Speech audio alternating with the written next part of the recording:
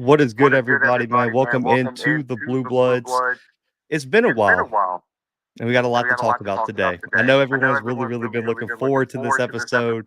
I'm your host, Zach McKinnell, as always, man. And as always, I am joined by my co-host, Coach Leroy Frederick, man. Coach, how we feeling? Man, a lot better. 48-hour rule. I'm good. Never mind me, man. How are you? How's your family?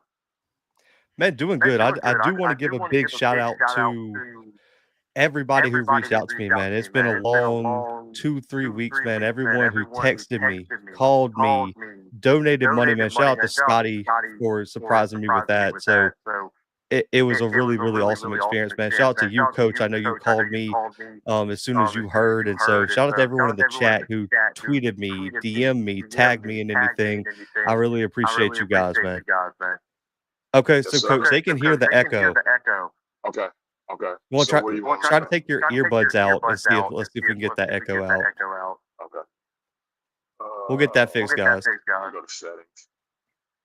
Settings, audio. What about now? Testing. Yeah, I don't hear an echo on my end. Chat, let us know if you can hear the echo now. Coach, you still got me loud and clear? Yeah. Bet. Okay, cool.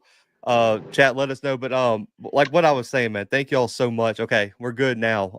I appreciate everyone who reached out to me, man. The list is way too long to even go all the way through, man. But definitely a big shout out to Coach Fred, Scotty, Banks, Josh Sims from HBCU Nightly, man. All those people who called me. Timona messaged me, Doc messaged me. So I appreciate all of you guys. Honestly. Definitely appreciate you guys. But Coach, man, I think I texted you this morning. I said you might be the most wanted man in the SWAC right now, and we got a lot to talk about. We'll have to start here because everyone in the chat's already bringing it up. Coach, you went viral this weekend. Went viral this weekend. I got to bring it up, Coach. ESPN did my guy dirty. I texted you. We got to get a lawsuit together for ESPN for doing you like this, man. Coach. I mean, let's just be honest, and I want to put this out here. Coach is a good sport. I don't think y'all have any idea how there's a list of coaches who would do this show with me after a game like that, and the list is one, and it's Coach Leroy Frederick right here. So, Coach, thank you for being a good sport. Everyone in the chat still loves you, but you knew the jokes were coming from Jackson fans. Talk about the game, man, didn't go your way. The season didn't go necessarily your way. Y'all still won 6 games, year 1 under said, man. Just give us a recap of the game and the season. What's up, Coach? Hey, real quick, we're live, Spring Street, Cigars, Hattiesburg, Mississippi. I'm still drowning my sour rolls. 107 East Front Street, Hattiesburg, Mississippi. Spring Street, Mississippi.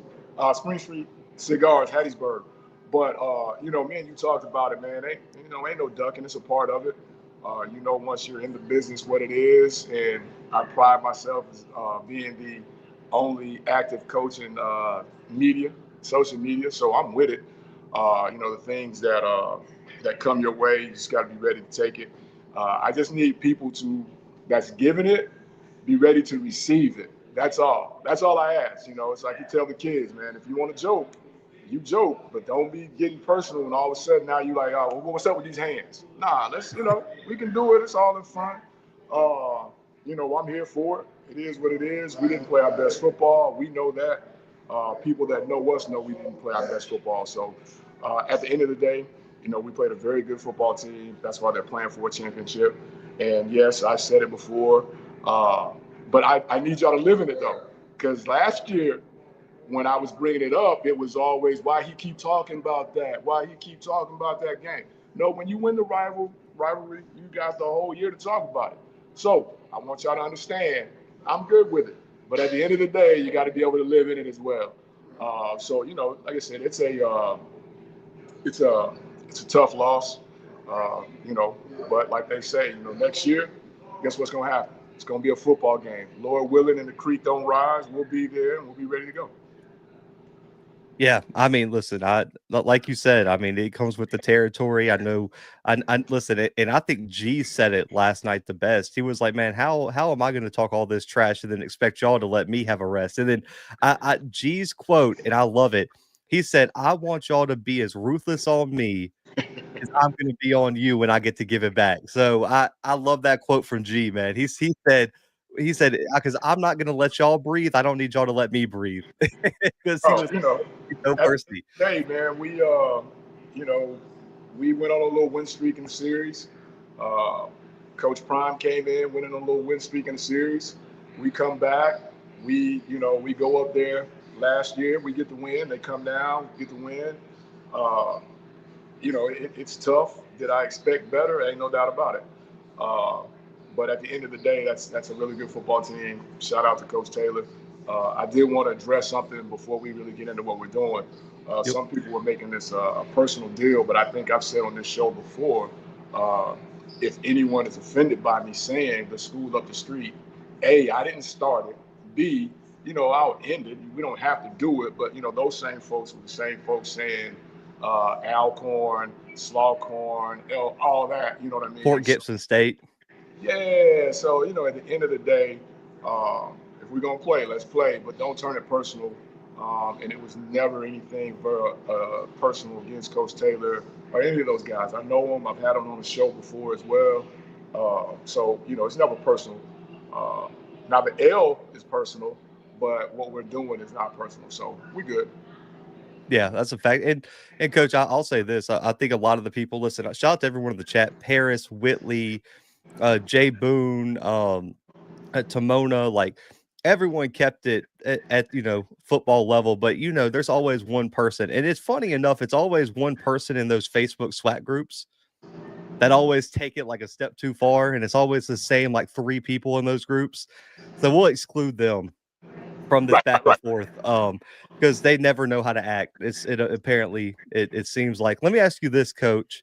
The SWAC championship set, and listen, I know it's a big game this weekend, the Bayou Classic. Coach, I'm going to be honest with you. It's a classic. I'll probably still watch it, but I'm so uninterested in it this year just because, I mean, look, I'm going to be honest. There's one team that's not very good that's going to be taking the field this weekend in that game. And there's another team who's been playing their best football this year, in my opinion. So I don't know how competitive it's going to be outside of that. But the SWAC championship set, Coach, you guys have played Southern, played Jackson. What are your just early thoughts on that matchup in 2 weeks in Jackson again? It pains me to say it, but it's a bad matchup for Southern.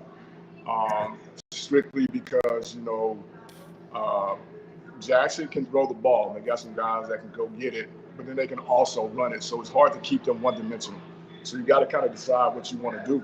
You want to pack the box, force Morgan to become a thrower, or do you want to play coverage and just take what you get from the running back? So it's a tough matchup, I think, for Southern. Southern's got to get ahead, and then they've got to slow it down. To me, that's just a tough matchup when you're looking at football, just from the X and O standpoint. But Yeah, like I say, it's tough to beat a team twice, right?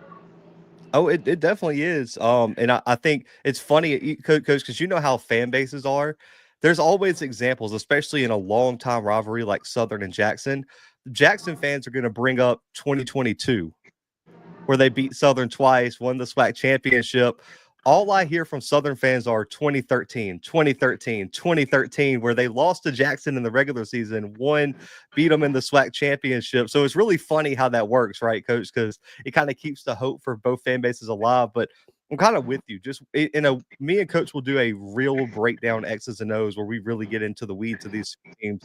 Probably next week before the game. We aren't going to go look too far ahead, but like you said, I just think Jackson this year was probably the most balanced team in the SWAC, and it gave a lot of teams problems because, Coach, let's just be honest, you can't let Irv go off and get his. So when you load the box to try to take away Irv, they had playmakers on the outside that can take advantage of those one-on-one matchups. And if Jacobian's on, he can make plays down the field and he can make plays with his legs as well. So it's a real tough matchup. And Coach, a guy we know very well, and I said this on G's show yesterday in the comments, Quinn's time is going to come eventually to take the next step as a head coach, in my opinion. I think he's a few years away. He's still a really young guy. But coach, what he did at Alcorn, what he's doing at Jackson now, I think he's just setting the stage to be one of the next premier names that we talk about when these head coaching jobs come open over the next 3, 4, 5 years. And I think, this SWAC championship for him is going to be big, just for the simple fact that it's going to be a big stage. Just to see what plan he's going to come up with, because they've played already. What's going to be the change-up? What's going to be the big adjustment for him, for that defense? And then just to kind of coattail what you said, if you're going to let Irv do his, then you got to have a quick strike offense, because you got to be able to go back and score quick, because he's going to bleed the clock. And I don't know if Southern has the capability to go and score quickly if you're going to let Irv do what he does. My best thing would be, and like you said, we'll talk about it later, but, put 15 people in the box, live and die with the pass, and whatever happens, happens. But you can't let number 5 paper cut you to death. Not at all. And coach, it's been a while, man. And both of us have been dealing with personal things off this show, off the field. You've been busy during the season. So guys, we're going to get back on a normal schedule here, doing some live shows and stuff like that. It was a weird season for both of us with everything that went on. So, yeah, life definitely took out the Bluebloods on YouTube. Now, me and Timothy been holding it down on the audio side as best as we can. Website's been bumping, so y'all haven't been without content. But coach, we missed a big topic of conversation. I got multiple texts and DMs that they wanted your opinion on this.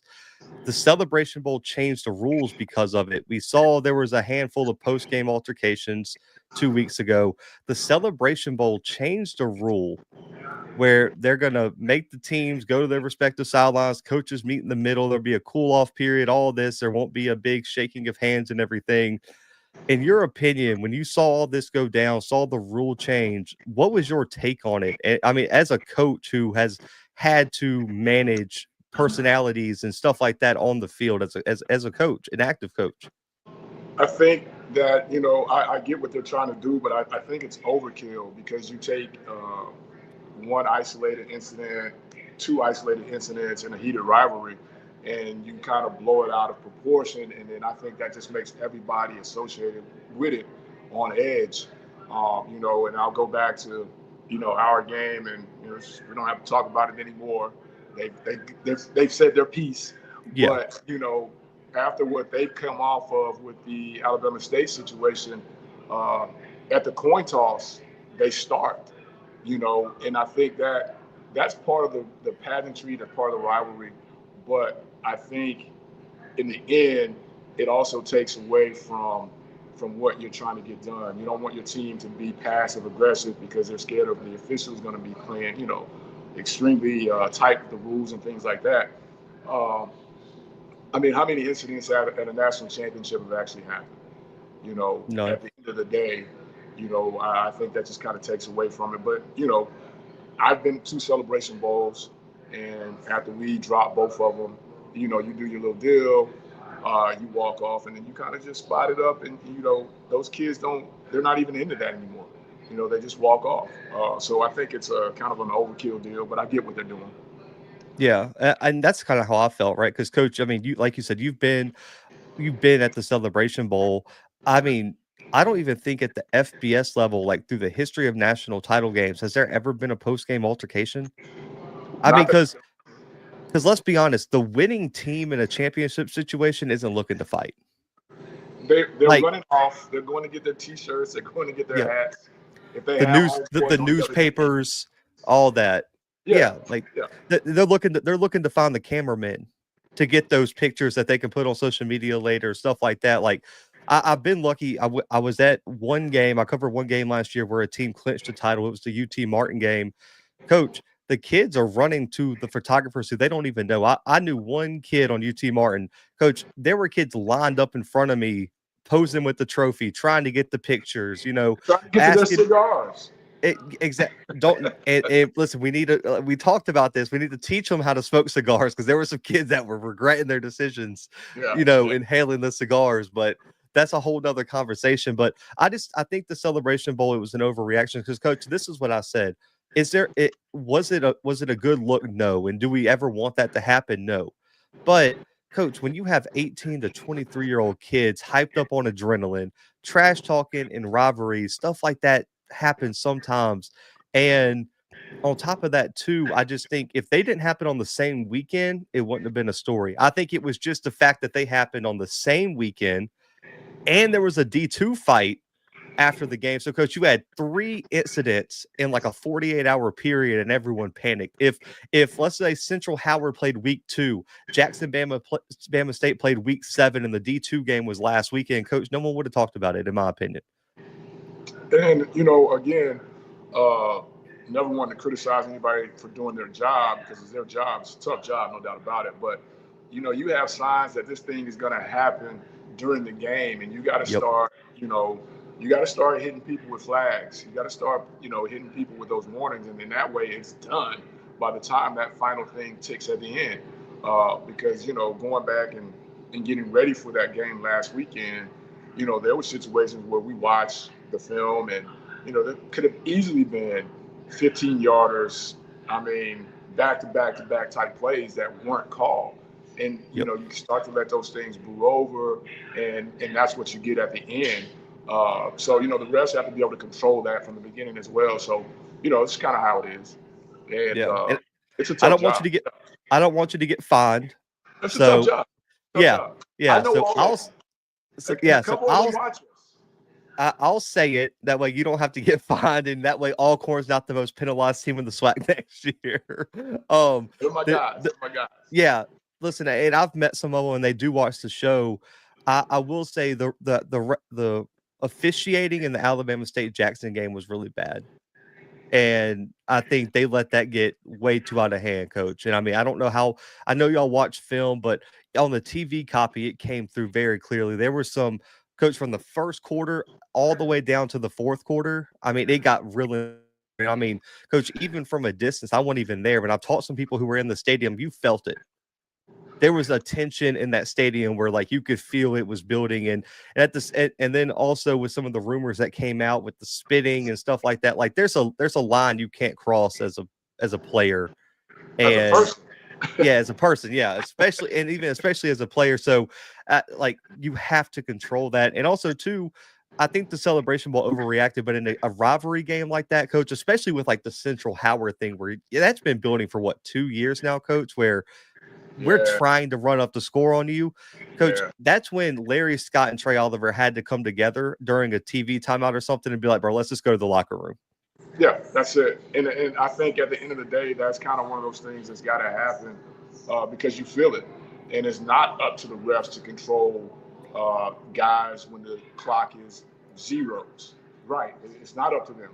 But it's up to them to control it while the game is played. And then it's up for the guys, that's the collar shirts, that need to control it as well.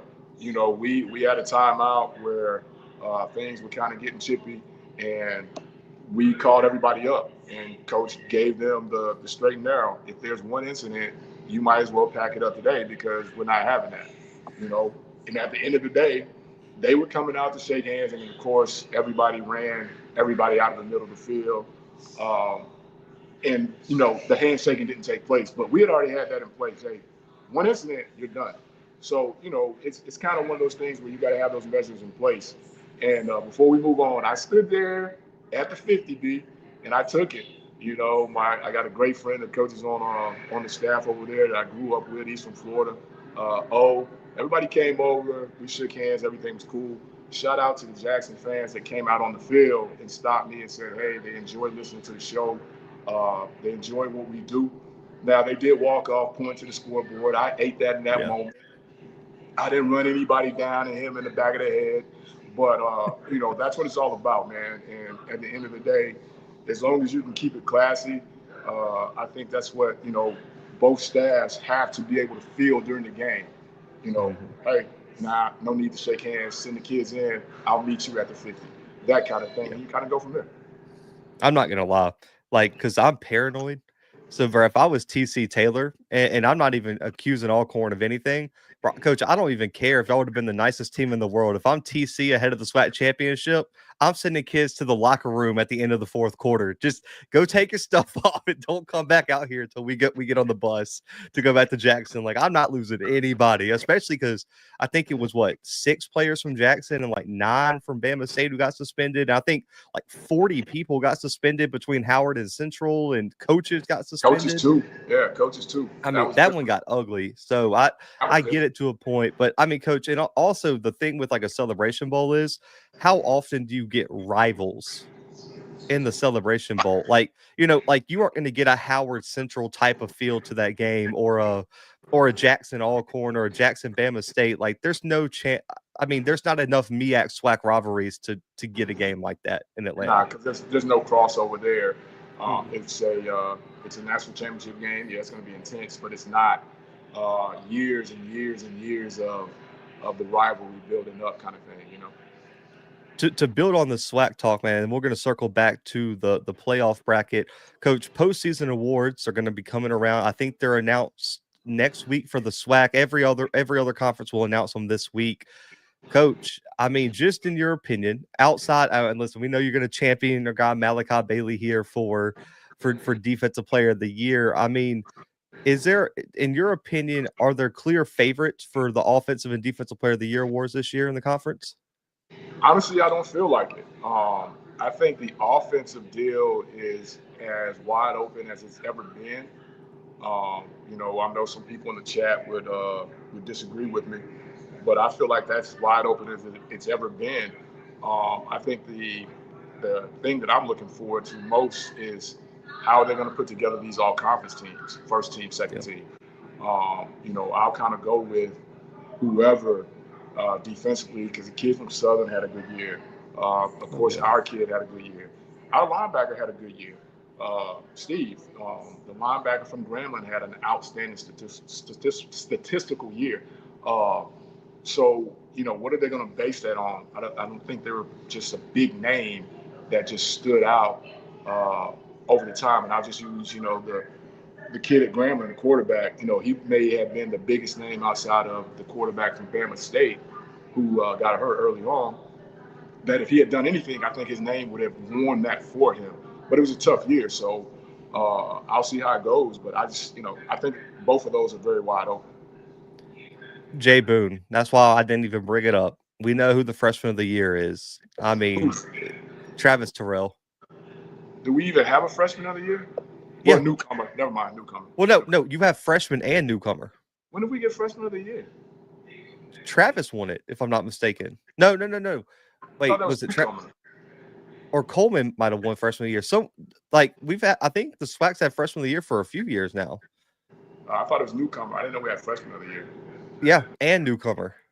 Because I think newcomers for more like transfers and stuff like that. So that would be, I mean, I don't even know who would win that this year off the top of my head. There's a few. The kid that I really feel should win Player of the Year won't get it. Who's that? Just because of what he did and where he did it at. Giovanni? The kid that's leaving UAPB. Yeah, Giovanni Gibson. Yeah. Well, I can't really say his name, but I guess I can. Yeah, he's in the transfer portal. Yeah, he's in the transfer portal now. I don't know how he doesn't win it. Just because of how he did it and where he did it at, he's got to be in the running. I'm talking about top 2. Now, here's the question. If I'm not mistaken, this is Giovanni's first year at UAPB because he transferred in from Monticello. So what I think they're going to do, this is my prediction, Coach. They're going to give Irv Player of the Year. They're going to give Gibson newcomer, Terrell freshman, and then there'll be the conversation around defensive player. Now, that's debatable. I get it because I think Giovanni had the year to get Player of the Year. Coach, he had 70 catches for 1,200 yards and 9 touchdowns. And everybody knew where the ball was going.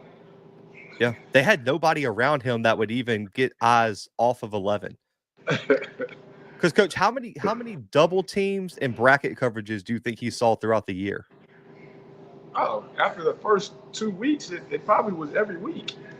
Yeah, absolutely. I mean, and Coach, I mean, let's give Irv his credit because Irv didn't play in I think 2 games this year to start the year. He was hurt. He still put up 1,000 yards and 10 rushing touchdowns this year. Oh, ain't no doubt. I mean, he got numbers. I just, I think, again, as we said, quarterback is probably the one that depends on the most. But I think the receiver position really depends on it because you've got to hope to get the football, But as long as that young man gets something, I mean, I'm good with that. Yeah. I've seen SWAC voting go where, Chris Blair is at 800 yards and he don't even make first and second team. They might give it to Dana Richardson. They really might just give it to Dana Richardson or Jacoby and Morgan just on the quarterback vibes. You know how it is? I mean, because Coach, that's what makes the Offensive Player of the Year so interesting this year is there's not a quarterback, in my opinion, who deserves it. And this is no offense because I think Richardson and Morgan had a good year, but I don't think either one of them was really Morgan is on a good team, but Irv was more important to Jackson than I think Jacobian was. I could go with that. And I think when you look at Fam and Daniel Richardson, you can't lose to Valley and win the SWAC Offensive Player of the Year. I'm sorry, like that. And this, no offense to Richardson or his family or anyone who's watching, you can't lose to Valley and win SWAC Offensive Player of the Year. It's just not allowed. No offense to Valley, but you're right. You can't do that. And say that you're the guy for that position, for that award. Can't do it. But Coach, the interesting conversation is Defensive Player of the Year because I have 4 guys who I think have an argument for it. And it starts with Shelby Givens, who was the preseason Defensive Player of the Year out of Southern. Coach, we gave him a hard time because we all were rooting for Malachi. But, Coach, Shelby Givens has 24.5 tackles for loss, which leads the nation right now.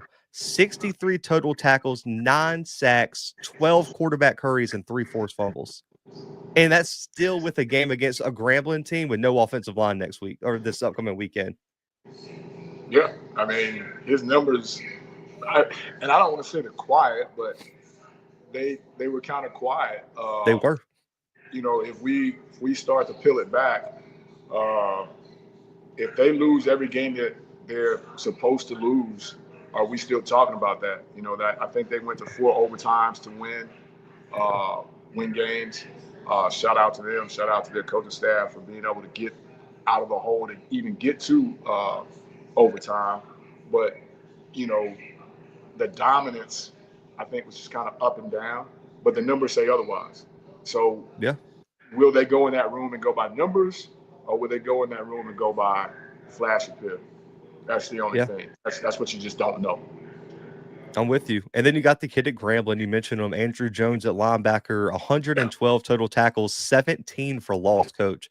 The reason I think Andrew is a really good option, Coach, but if you didn't give it to Bubba with the same stats, what makes you think that he's going to win it on a team that was worse than what Alabama State was? That's what I was about to say. I mean, obviously, having over 100 tackles don't account for much in those circles when they're voting. Again, I just think it's more of a flash appeal. And I don't know any name that just constantly stood out defensively week after week after week. The way that an Irv did, the way that Gibson did, defensively, I don't think there was a name that did that. Correct me if I'm wrong. No, I mean, Traquan Thomas is the other guy I had in mind here from Bama State. Coach, all those picks. No, this is the defensive end. No, what I'm saying, number 2, their corner. Oh, James Burgess. Yeah, I mean, 4 picks. Became a shutdown guy. Nobody went to that side of the field. The crazy part is Bama State might have like 3 or 4 guys that should be in the running. That defense was legit. I mean, that defense was something serious this year. I mean, you got Rico Dozier, Coach. You have DeMarcus Cunningham. You have Traquan Thomas. You have James Burgess with 4 interceptions, which I believe leads to conference. I mean, they are just loaded, but Traquan had 15 and a half tackles for loss and 11 sacks this year, coach, with 5 forced fumbles from the DN spot. I mean, there's some numbers out there, but yeah, again, Malachi had what, 20 tackles for loss this year? Yeah, I mean, again, like you said, numbers, but we've shown in the past 2 years that numbers really don't mean anything when you're talking about that award. So, shout out to our guys at the walk-in podcast, man. Shout out to you guys. But yeah, I think it's going to come down to Givens and Thomas. Honestly, I think those would be my 2 picks. Coach, they love edge rushers. Yeah, love them, and they don't put a lot of value on linebackers that are sifting through, making those plays, even though they've got guys coming clean in their face. That kid from Grambling was an absolute monster.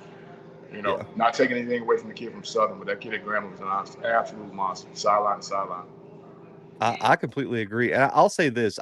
I'm really impressed with Givens because, Coach, he took a lot of bullets this preseason, man, with people saying he didn't deserve it. And all he did was put his head down and go get the quarterback.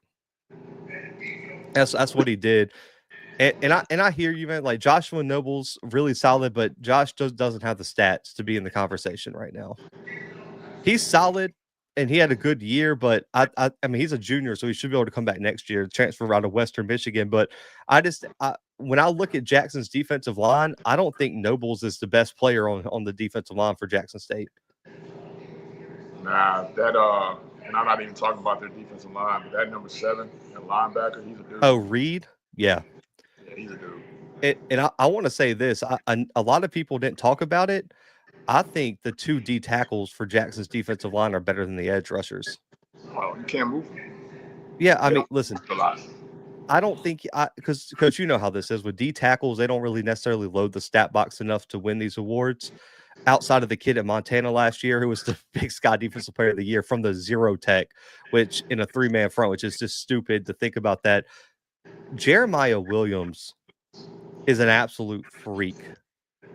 I mean, he was a problem this year, and I don't think he loaded the stat box, but Jeremiah Williams should be first team all conference, and then True Thompson should probably be second team. And I know True had better stats. I think he had 10 tackles for loss, but just in terms of pure impact just on the film and also the analytic grades and stuff like that, Jeremiah Williams was an absolute monster on the interior. So I think, to me, that's who really kind of carried that defensive line, in my opinion, because, Coach, you saw this with Isaiah Land and that FAMU defensive line. Once you took Gentle Hunt and Savion and all those guys from the middle out, man, it's real hard for those edge rushers to get to the quarterback.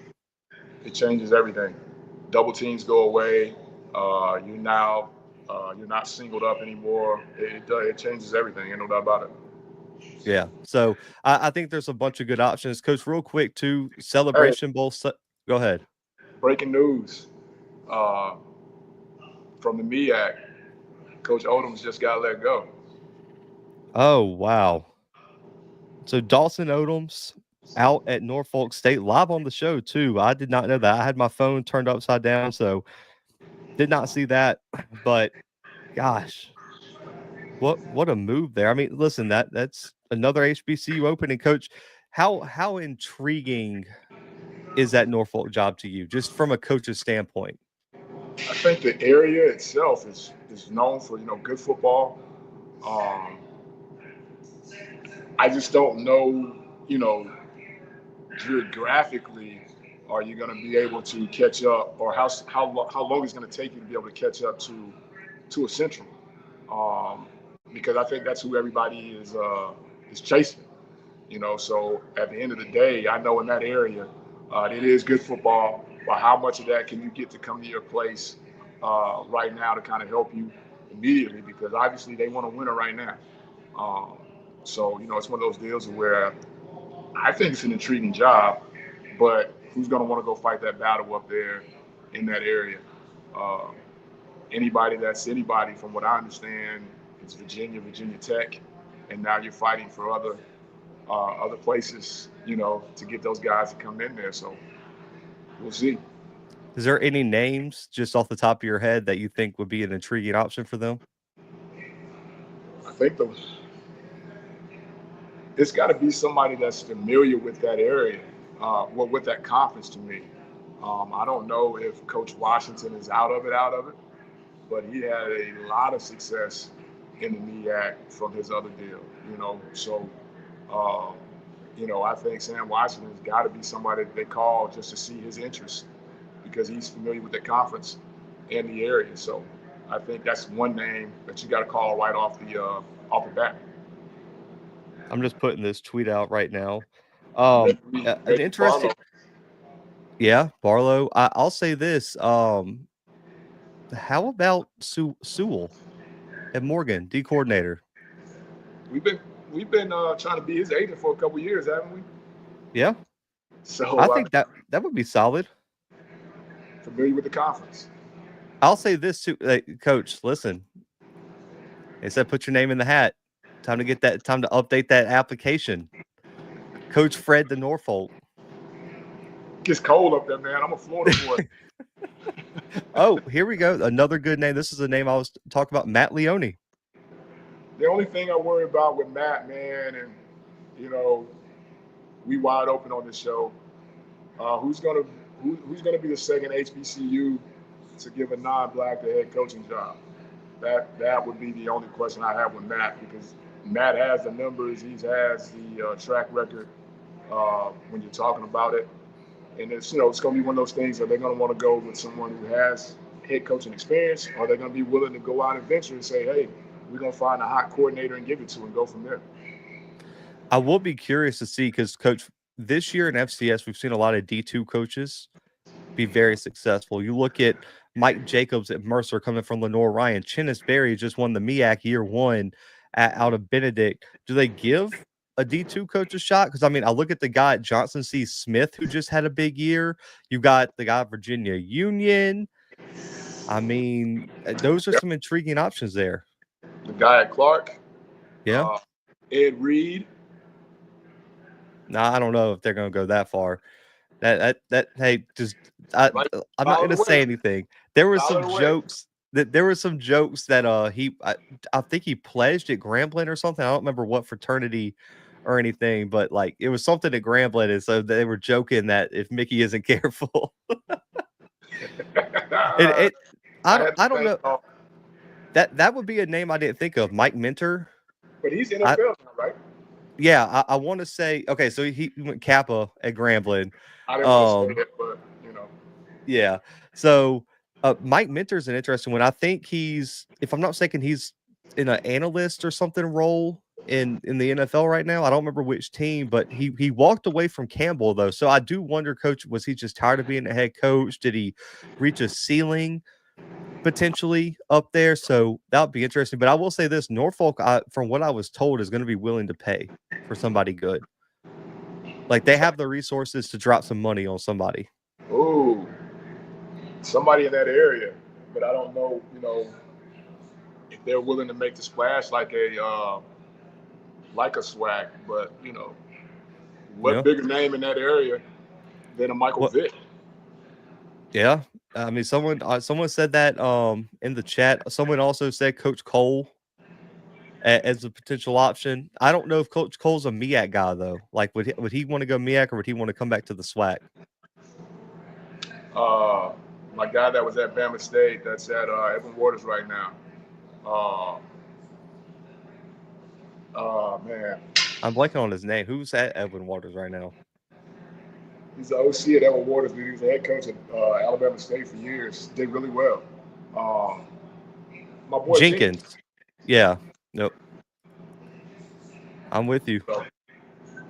So hey, So Mr. Campbell said Fontel Mons coaching at Virginia Tech, assistant head coach, offensive recruiting coordinator, wide receivers coach. That'd be interesting. I mean, that'd be a P5 assistant. Okay, so Mike Minter's actually at Western Michigan as an analyst right now. Oh snap! I thought he went NFL. Okay. I think he was supposed to. It probably fell through. But Coach PV, the other big job open. Also, McNeese is open. Too. I mean, were you a little bit surprised they chose not to re-up Bubba? I was. Just last year, it was they were in a championship game.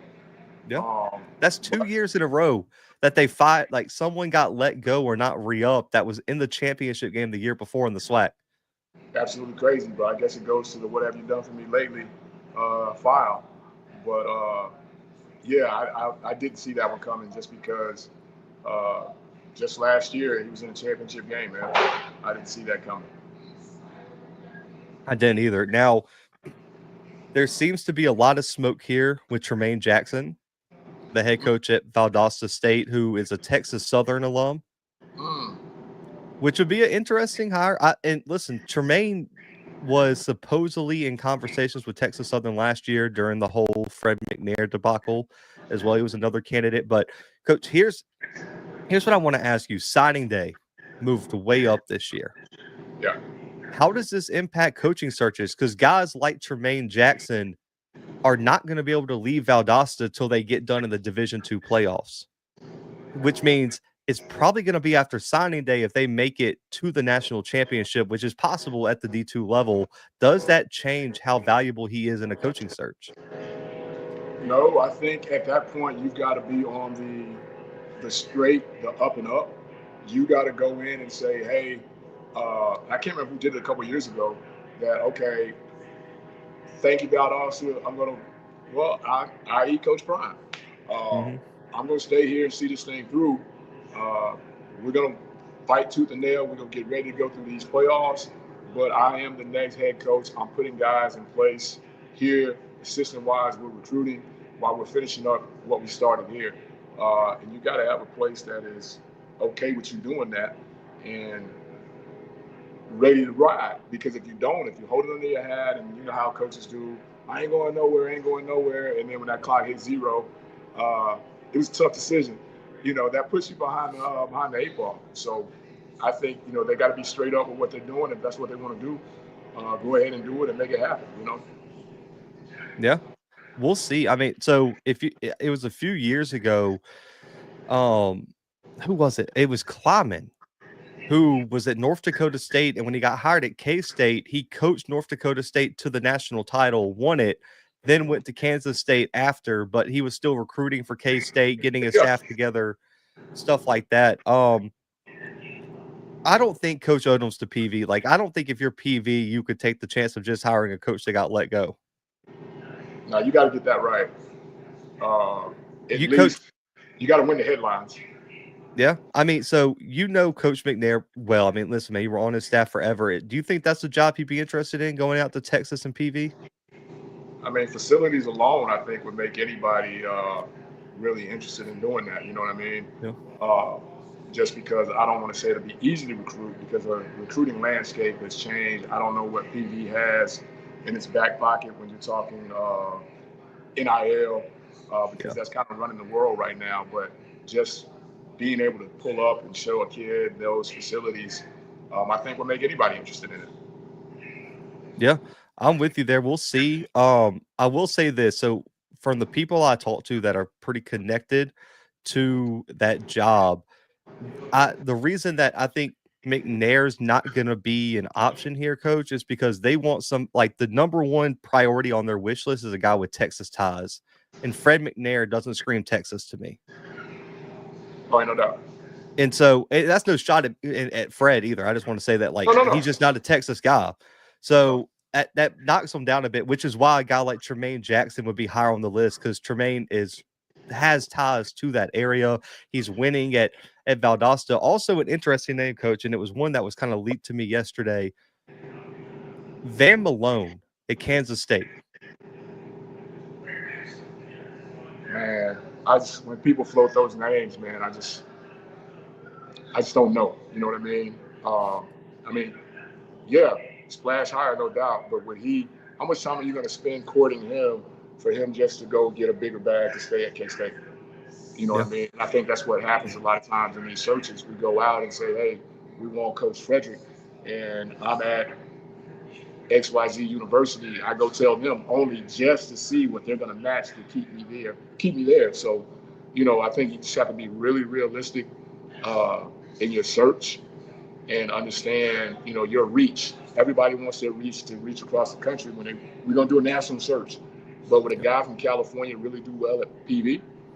You know what I mean? So you have to be realistic with what you're trying to do.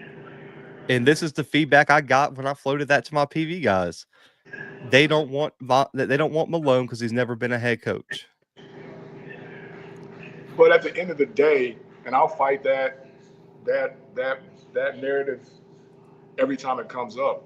At the end of the day, was TC Taylor a head coach before he was given a chance to be a head coach? No. So you've got to make sure that you're not just going for what you feel like is a proven track record, because college football has changed. I'm talking about 360 from the last time a lot of these names were head coaches. I think me and you talked one time when this first came up a few days ago.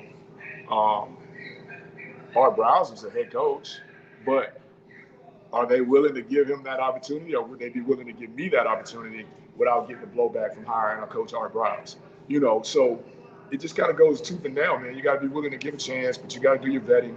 You got to know who you're hiring, and not just hiring somebody because they used to be a head coach.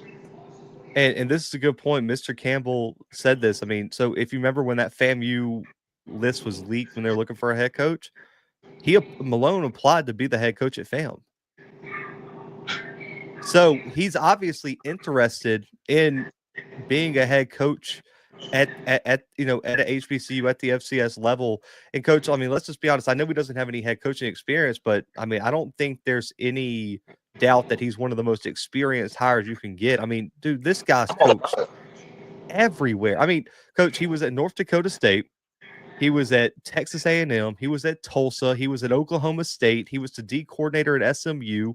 He was at Mississippi State. He's been at K-State since 2019, 2018, somewhere in that range. And, I mean, he's coached under Snyder. He stayed with Kleiman. And, listen, K-State's been really good as well. Like, it's the first time they've been able to continue their success under Snyder. So, and he's also from Houston, played at Texas.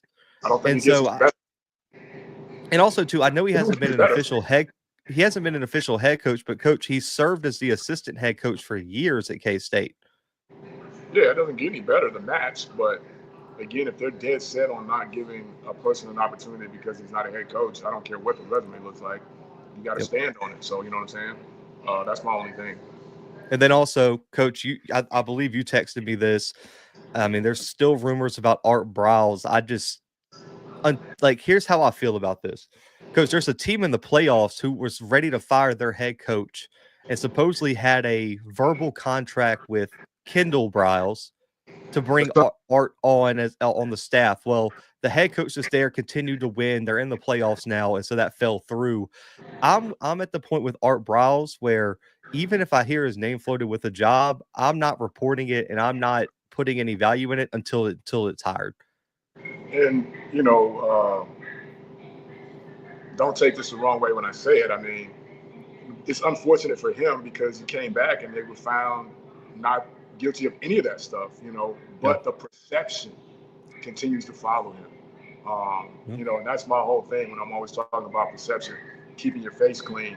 Your name shows up before you show up. In his case, his name shows up with all the past allegations. So that makes it tough for him. And, Kendall has been able to get from under that, but it's always, I think, in the back of folks' mind when they talk about hiring Kendall, that his dad's going to come with him, so who's willing to take that chance? Because I think they were ready to run old Coach Hugh out of Grambling with that, wasn't it? Yeah. Yeah, I mean, that hire lasted about 2 weeks, and I'm kind of with Israel in the chat, Mr. Carey. I mean, I'm just kind of over the Art Briles conversation because I just don't think it's going to happen. Like, if a school's going to give him a shot, coach, I don't think it's going to be at a head coach of a SWAC school. No, that just is my opinion. Now, the McNeese job, I think, is a very interesting one. Coach, their AD came out and was like, "Listen, we have rooms full of resources that we're just ready to throw at this." He was like, if we aren't competing for national and conference titles, then we don't want you. And they told Goff that and told him to get out the door. And that's what they're going. So I think they're going to try to make a big splash. A name I've heard circulating around this job is Joe Selfo, who's the offensive coordinator at ETSU. Under Selfo this year, ETSU led the SoCon in rushing offense, number 2 in total offense, coaching under head coach Trey Lamb. He was at Gardner Webb when they won the share of the Big South OVC title in 2022. He coached at SLU. He has a family member there as the head coach. And so I think that'd be an interesting hire. Joe Selfo is a name that is well known around coaching circles, and coach also too. He's got a lot of ties to the state of Louisiana, and if you're going to win at McNeese, you have to be able to recruit the state of Louisiana. Yeah, you can't lose those kids out of there at all. Somebody just texted me and asked me where I was. I am at Hattiesburg Spring Street Cigars, downtown Hattiesburg. This is not my house. I'm at the cigar lounge having Starbucks and a Rocky Patel DB while I take this punishment and move on. Yeah. Hey man, the comments have been good, man. Like you said, it's always funny to go back and forth. Like you said, just be ready for when it turns around. So we will see. I mean, so with Dawson Odoms, I mean, I think it was coming. I think a lot of people already talked about it. So we'll see. I mean, Coach, do you see any other jobs across the MEAC and SWAC that you think are going to come open, or do you think this might be the last move here? There's one that I've heard, but it's more of where he's going to supposedly transition into an administrative role with the school, but I'll keep that at that. I won't mention names, but that's the only thing that I've kind of heard. I don't see anything else because everybody else is done except for 3 teams. So unless somebody five. Yeah, because they still have that the FAM A&M game. And I heard that game could have fallout repercussions as well for both sides, which is crazy to me. Yeah. Oh, if FAMU loses that game, it's going to get real tense in Tallahassee. I don't know. I'll say this. I don't think Colsey's on the hot seat, but I think there's some people around him who are on the hot seat if that game goes the wrong way. I also think that the Maynard situation is so interesting to kind of talk about just because, Coach, they've been winning. And he's got 1 year left on his contract. Did he do enough winning to save his job? And I'll say this: if they beat FAM, he'll be back. I don't think he's gone. I think he's back for 1 more year. Yeah, he'll be back. Now if they get boat raced, yeah, that might be a different conversation. That could be problems. But I think he's made up a lot of ground. I just don't know how that fan base is as far as being vocal. Because I could call a couple fan bases if that same thing was happening. They would be loud and often with what they feel. So we'll see. And this is, I think Sonic Boom puts it perfectly. He's been winning, but not winning. And so, is that enough for the fan base? And that's yet to be seen. So we'll see after this last game, man. And there's only one name that I'm hearing with this job, and it makes so much sense: Sam Shade. Oh, really? That's who you got to call if this job comes open. Unless you're going to make just a insane splash hire out of nowhere. But, I mean, Coach Sam Shade has been coaching at an elite level at Miles from 1-9 to 7-3 to 9-2 with a win in the D2 playoffs. Yeah, that's tough to grind, and he's obviously been pretty good in recruiting in Alabama. So yeah, from Birmingham. Why not? And if you remember this, Coach, because listen, I'm from Alabama, so I pay attention to a lot of high school football here. If you remember, he replaced Patrick Nix at Pinson Valley High School when Nix left, and they thought that program was going to fall off a cliff. All Sam Shade did was lead them to a state championship before he goes on to Miles. And he coached like Miles.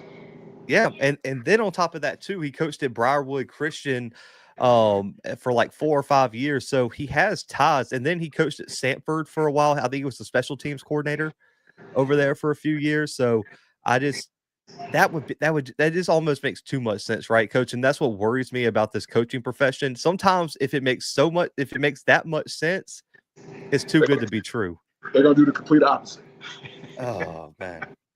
I will be I'll be so sick. And I saw a comment about the ETSU when I said Joe Selfo about Trey Lamb. All my sources are saying that's why ETSU got Trey Lamb to sign that extension at the end of the year. They knew what was coming with Trey Lamb and he was going to be gone. I heard he's going to be locked in for at least another year there. So I would imagine Trey Lamb stays put. They offered him more money. They gave him a bigger assistant pool. Trey Lamb's going to be at ETSU for at least one more year, in my opinion. I mean, I'm with it, and I know I've seen some of those contracts where if he dips early, he's gonna have to pay a lot of money back in. So, Yeah. you know, kudos to them for locking it in like that. You know what I mean? Which is what you're supposed to do, right? You got to get paid Like if you're going to lose your coach. I will say this. I mean, because there's a lot of heat around A&T as well. I can see that. Yeah. I just don't know if they're going to be willing to pay the buyout. And then, you know, I think things like that going forward for guys that are coming into jobs is going to be really tough because now everybody's looking at those situations and like, you know, do we really want to lock Blue in for 5 years with a buyout of 75% of the contract? You know, that's going to be tough. Got to have an agent. Yeah, gotta have an agent. Coach, I know you got a bolt here for a minute. We spent an hour breaking down all that. So just real quick, man, playoff bracket released.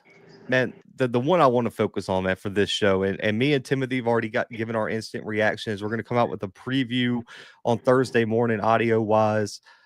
Coach, Tennessee State. I've been driving the bandwagon for like 3-4 years now, man. I was way too early on this, but I saw what they were building. They finally get it done. They're in the playoffs. They're on the road to Montana this weekend, 10:15 p.m. Eastern time kickoff, 9:15 local time for Tennessee State. ESPN2, Coach, the only first-round game on ESPN2. The rest are on ESPN Plus. Man, shout out to Eddie George. Coach, your thoughts on Tennessee State finally getting it done? And, man, could you imagine if they pull off the upset on the road at Montana this weekend? Man, let me go on record as I've said before. You know, I was one of the ones that told you might want to get off because it always starts here and then it kind of falls off. Shout out to Coach George, man. They were able to keep it going this year, didn't fall off, and won the championship and got in. So, you know, I think as a SWAC guy, as a HBCU guy now, I think, you know, we all need to be pulling for them to pull that off, man. If they pull that off, that's going to be huge. And the money that's going to come his way will be to the roof, you know. So that's another guy, first-time coach, that was given an opportunity, man, and given an opportunity to build his program. When people wanted them to bail on him, she stood firm. The president still stood firm. And here they are, man, turn the corner. Shouts out to him. Yeah, huge win over SEMO this weekend. I was wrong. You were right. Hey, listen, I've been wrong for 3 years. I have nowhere to brag on this. I was way too early. But shout out to our guy, Brandon Fisher, man, B-Fish. And, man, he gets to go back to his alma mater, Coach. Montana, that's where he played. He won a national championship at Montana, Coach. And just to give you an update, there are rumors that Tennessee State is headed back to the MEAC soon. That'd be great. I would love it. That'd be great. And I think adding teams will help them get into the, you know, I think because the what I heard with the MEAC coaches, they want to position themselves not only to get a Celebration Bowl bid, but consistently get in that large bid to the playoffs for their second place team. Adding Tennessee State only adds to the strength of that conference. No doubt. That's big. That's big. But, man, Coach, we'll be back. We're going to recap the first round games of the playoffs next week. Obviously, guys, holiday week. So me and Coach will not be back Thursday to preview the games, man. We're going to enjoy ourselves some Thanksgiving food, take a little bit of time off. So make sure to tune back in next week. Me and Coach will announce the days on social media, stuff like that. We'll be way more consistent now that Coach's season's over, that my life has slowed down off the show. So, but Coach, any last words, man? Anything you want to say to the people before we get out of here? Make sure you visit my guy, man. Hey, do you ship? They ship cigars too. So if you need them, holler at it. There it is. And I'm going to give you 30 more seconds from you folks up the street. Say your piece. Let me get in the chat. Let me see the comments. Say your piece. So after this is done. All the Jackson fans, man, get out your trash talk real quick, man. We'll stay on here for about a few more minutes just to let y'all. Oh, done. Someone said, tell them congratulations. Paris said, belt to ass, coach, 365. No, it's not 365. You got 362 left to talk about it. That's it. Oh, but also, too, we didn't even say this, coach. Shout out to Chinnisberry in the South Carolina State Bulldogs, man. Huge. Oh, Joey Nodaffer, man, the DC. I coached him in high school many years ago, like my first coaching job in high school, man. His Chinnis DC, Joey Nodaffer, man. Congratulations to those guys. And I'm riding with you. Let's go. They said you're smoking on that Alcorn pack right now. Oh, man. They're going crazy. He said, how you going to fix it? Good and spanked. 48-10. Whitley says, say that we put that belt to ass, coach. Y'all won the game, man. I can't deny that. Y'all won the game. Oh, man. Shout out to Marquise, man. Mercer fan. Hey, shout out to Mercer winning an outright conference title. First year head coach Mike Jacobs. Mercer was balling, man. I love it. Veronica said told you all year, 48-10. They said that they taught you the lesson about talking about JSU. Coach, can you explain this? Because Coach said called it yesterday in the SWAC media call. They said that they beat y'all so bad he got COVID on the media call. They got to leave. That far. He is under the weather. But yeah, shout out to Coach Said though, man. Shout out to Coach Said though, man. A good sport too, man. Great dude. And I know, listen. As long as Alcorn and Jackson keep it competitive, man, I'm excited. And I know Coach Said's got something for y'all for him next year, man. I know he's motivated too. Oh, no doubt.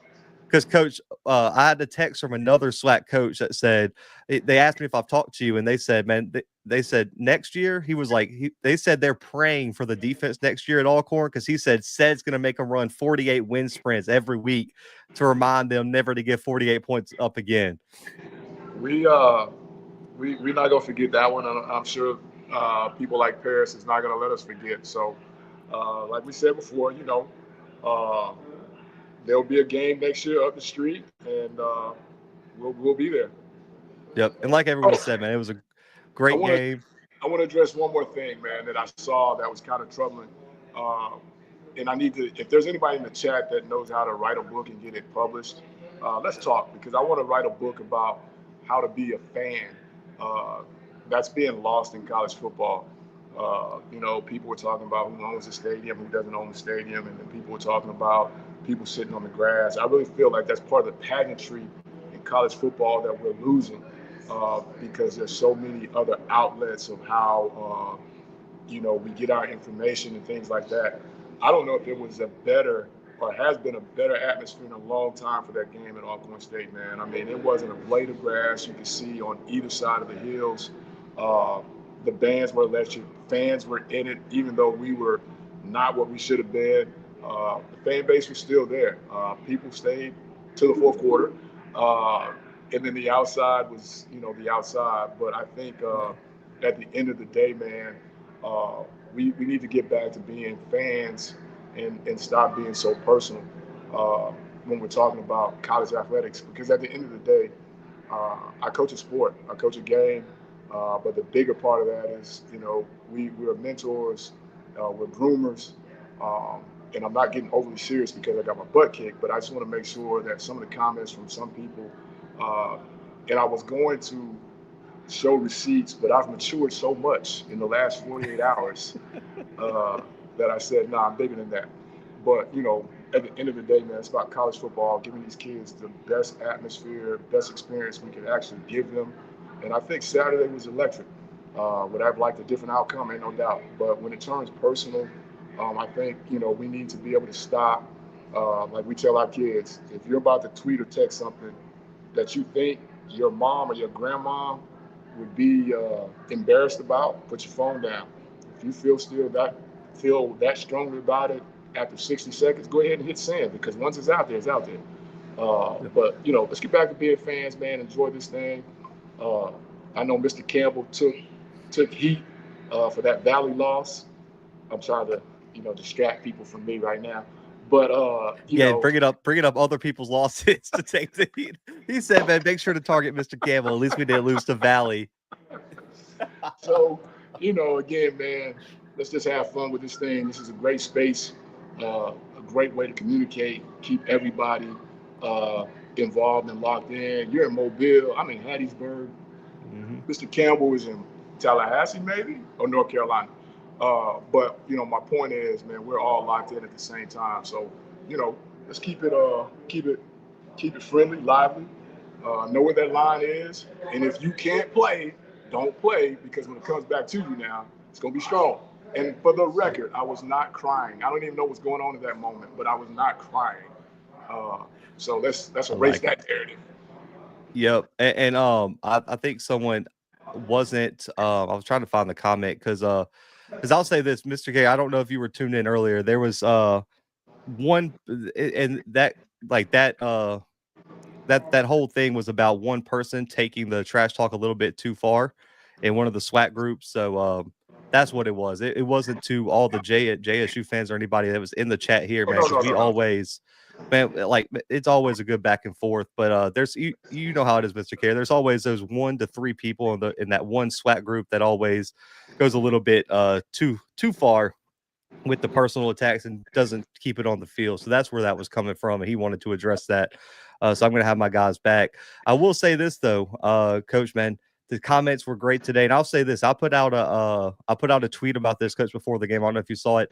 I still think the Soul Bowl, whether it's in Alcorn or Jackson, is probably the best environment in FCS football and one of the best in college football. I know that Jackson fans and Alcorn fans will say there's bigger rivalries, stuff like that.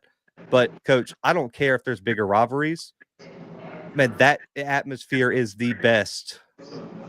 Oh, no doubt. I saw a video where Jackson State's band was on the field. I guess they were wrapping up, and fans were involved with those pom-poms. I mean, that was, to me, that's what college football is all about, man. Now, I heard the Sonic Boom lost to the SOD. I don't know. I can neither confirm nor deny. That's what happened. But in that moment, seeing that video, man, that's what college football is all about. Being engaged and being in tune. That whole section on the away side was filled, and every single person had a pom-pom with the band going. It was. If you haven't seen it, man, it's something to see if you haven't seen it. And like you said, I mean, it's you know it is different when you have to bring in bleachers for a game, and we didn't do it because we didn't want to take away from the atmosphere. When you bring in those bleachers on that one side, it takes away from it. But to see both hills covered, man, unbelievable. Oh man, I will say, can I say this, Coach? And I never talk band ever on a show.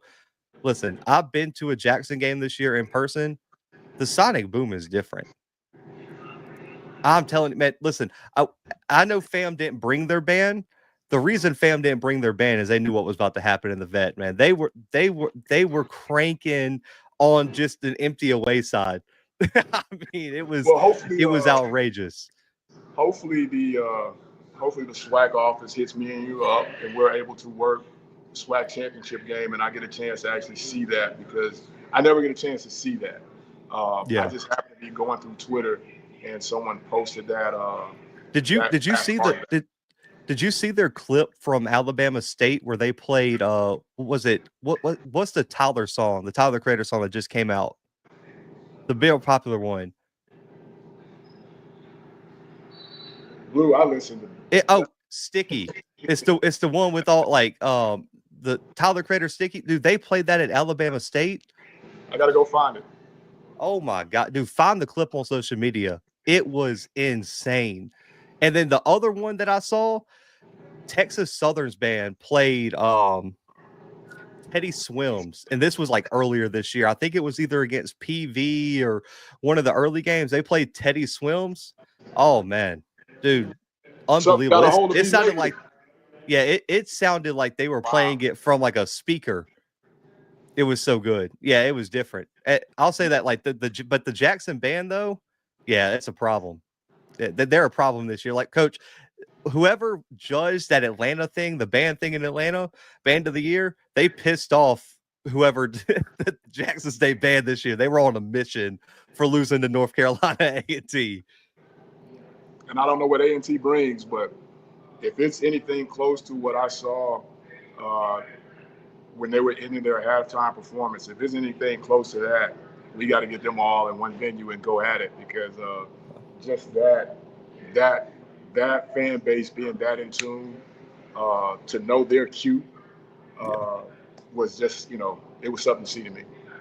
I'll say this. I don't know how the band thing's judged because, Coach, I'll be the first one to tell you, I don't know a damn thing about bands. I can't judge anything, but I know what sounds good, what doesn't. I don't know how they lost to A&T. I don't know what they judge it on. I'm not going to act like I know, Coach, but I'll say this. I find it very hard that Jackson wasn't the best band last year in the country. Again, I don't know either. Half the time, I don't even know half the songs. I just know it sounds good, and then somebody else starts singing. I'm like, oh, that is it. So I don't really have that ear, so to speak. But you know who's underrated? They were rocking. And I know we're way off, and we'll end after this. You know who's underrated in band? I think it's because they don't play an HBCU conference. Tennessee State's band's pretty on point too. I don't, I had to go back and check that out, and check them out, and kind of, because I know everybody's on YouTube, but I've never really heard them. It was 2 years ago, the last time Jackson played in the Southern Heritage Classic. Yeah, they're one of the only bands that I've been with in person that has actually kind of went back and forth with Jackson at all. Now, I would say this as we end. We played Cookman 3 years ago, and their band understood the assignment. They played from the time they came in to the time we left. They were still playing, and it was electric. They understood when we had the ball to turn it down. As soon as the play was over, they turned it back up. They were in tune with it, man. That was impressive to see. I'm going to say this for the chat. This is the most band talk you're ever going to get out of me and Coach Fred. Ever. Yeah, that's it. That is all we can offer y'all in band talk. Anything more complex? Listen, I'll bring Smash on. Smash time. I'll bring Smash on next time if y'all really want to talk bands, because I have nothing to offer here. Neither does Coach. But guys, make sure to check out in Hattiesburg if you want a nice cigar lounge. But make sure to screenshot that and head over there. It's upside down, Coach. Flip it real quick. Flip it. There we go. Spring Street Cigars, Hattiesburg. There we go, man. But guys, we will be back more often, man. So make sure to hit the like button, subscribe. Me and Coach will be back next week after Thanksgiving, man. Y'all have a great Thanksgiving with your friends, family, everything like that. Have fun going to the Bayou Classic and the FCS playoff games, Turkey Day Classic, all that. But until next time, man, for myself, for my guy, Coach Fred, we are out for right now.